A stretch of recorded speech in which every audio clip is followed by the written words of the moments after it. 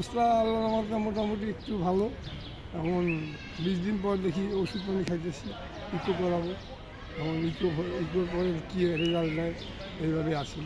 জীবনযাপন চলে এইভাবেই, কাজ আছে, মানে কোনো রকম ছেলে আছে, ছেলে মনে করেন চাকরি করে, ছেলে দেখা খেয়াল রাখে, বড় ছেলে আমার খুব ভালোবাসে, সব ছেলেরাই ভালোবাসে আমাকে।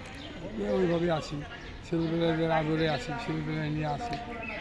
আলটিমেটলি তো অসুবিধা ইনশাল্লাহ আল্লাহর আমাকে মোটামুটি ডাল ভাত খেয়া যাইতেছি। এখন অসুবিধা হইলে তো আর ফিল্মে অসুবিধার কথা বলা যাবে না, বললেও কেউ দেবে না। ওইরকম ফিল্মে দেওয়ার লোক নাই, ওইরকমের মানুষ নাই, দেলালা লোক নাই, সব হলো মনে করেন দেল ছাড়া লোক, খালি উপরে চাপাবাজি করে, ভিতরে কিছু নাই।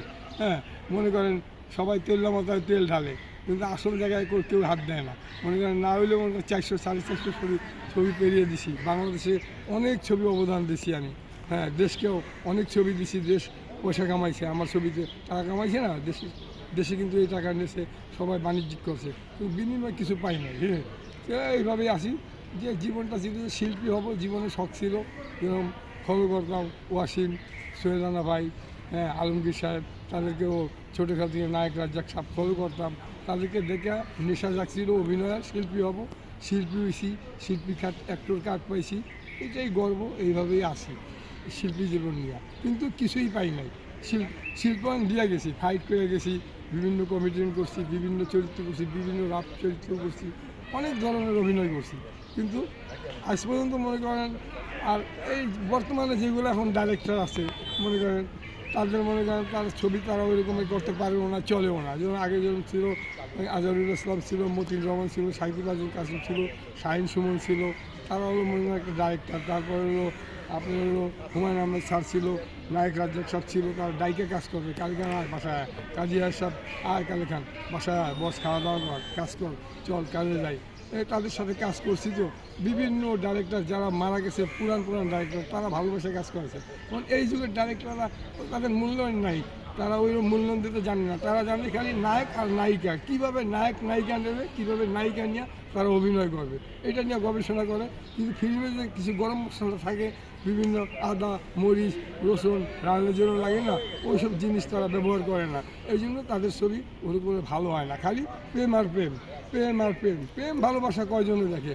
প্রেম ভালোবাসা তো মানুষ এমনি রোড ঘাটে সারাদিন কত প্রেম ভালোবাসা করতেছে মানুষ, আর প্রেম ভালোবাসার কী আছে ফিল্মে দেখার? এটা কিছুই নাই।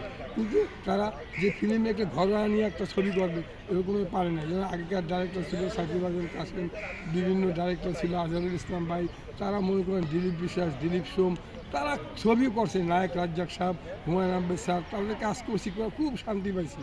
হ্যাঁ, ওইভাবে তারা ডাকছে, মূল্যায়ন দিচ্ছে, কাজ করছি, ভালোবাসি। এই জন্য এখন আর কোনো ডাইরেক্টরের কিছু ঘুরি না, বলি না যে ভাই ক্যারেক্টার দেন, আর আমার ক্যারেক্টার তারা পারবেও না বাই করতে, আর ওই রকমের তাদের জ্ঞান হয় না যে আমার চরিত্র তারা খুঁজে বাই করবে, বুঝছেন ভাই?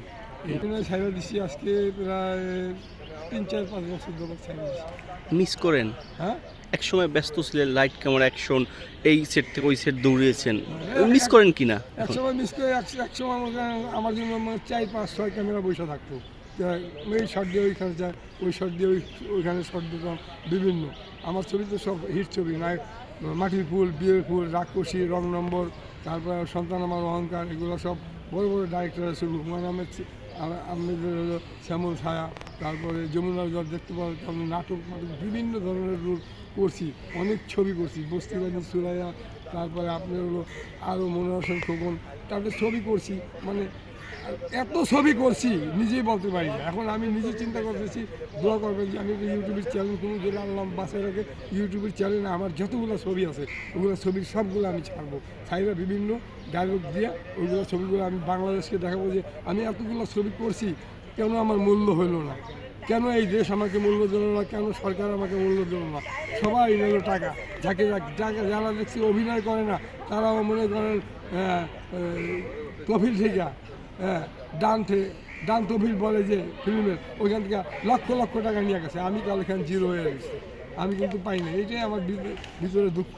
এমন ছবি আমি করছি, আমার ছবি যেগুলো ছবি দেখবে, যে কোনো ছবি, আমি নাম বলেন রাক্ষসী বলেন, মাটির ফুল বলেন, যে কোনো ছবি বলেন, মানুষ মনে করেন তারা দেখলে চিন্তা করবে যে আমি কোন ধরনের আর্টিস্ট। আমি তো ভুয়া কোনো ডাইরেক্টরের মনে করেন ছবি করি না, আমি বলছি সুপার হিট ডাইরেক্টর। তারা আমাকে ভালোবাসতো, তারা আমার একসাথে নিয়ে বসতো, তারা আমার নিয়ে খাইতো। নায়ক রাজ্জাক সব একসাথে বসে আমরা খাওয়া দাওয়া করছি একসাথে। কালীখান বস খা ভাই, হ্যাঁ হুমায়ুন আহমেদ স্যার কালীখান তুমি আসো ভাই কাজ করে দিয়ে যাও, শাওন ম্যাডাম কালীখান ভাই আসেন আপনি কাজ করে দিয়ে যান, কাজ করে দিয়ে আসছি বিভিন্ন। এটা আমার মুখে আমি এখানে চাপা পারি না। আমার ছবি তাদের ছবির নাম বলবো করলে আমাকে পাবেন, দেখবেন না ঠিকই আছে, কথাটা তো খারাপ বলেন। আমি হলো এই পর্যায়ে কিন্তু সরকার থেকে কিছুই পাইনি, কিছু পাই না। এবং কি আমি মনে করেন রাজনীতিতে ছিলাম না, এমনকি আমি বিএমপি করার পর আমি জেলও কাটছি। সারা বাংলাদেশে হরতাল ছিল না, আমি বিএমপির হরতাল নামায় আমি মাইর খাইছি। হ্যাঁ দারোগা বলছে বাংলাদেশে কেউ হরতাল করে নাই, তুই হরতাল করছিস, জেল খাইতে আসছি। কিন্তু এখন দেখি বিভিন্ন যারা নেতা তারা কেউ দৌড় খায় নাই, ধাওয়া খায় নাই, তারা দেখেন ঠিকই পয়সা কামাই খাইয়া যেতেছে, কিন্তু আমি হিসাবে জিরো হয়ে রয়েছি। হ্যাঁ কিন্তু আমি কেউ পিছিয়ে ঘুরি না, আমি ওই চামচামির ভিতরে নাই, দালালির ভিতরে নাই, আমি সৎভাবে চলি। আমি কালী খান সবসময় একাই 100 আমি মনে করি। আমি সব কাজ জানি, আমি ড্রাইভিং জানি, লেদের কাজ জানি, কাস্টমির কাজ জানি, আমি বেনারসি কাজ জানি, আমি মানে বিভিন্ন কাজ জানি, ফাইটিং জানি, আমি ডামি দিতে জানি। আমি এমন কোনো কমিটি গাড়ি ভিলেন বলেন, গাড়ি চালাইতে বলেন, সমস্ত কিছু অলরাউন্ডার আমি কালী খান। এখন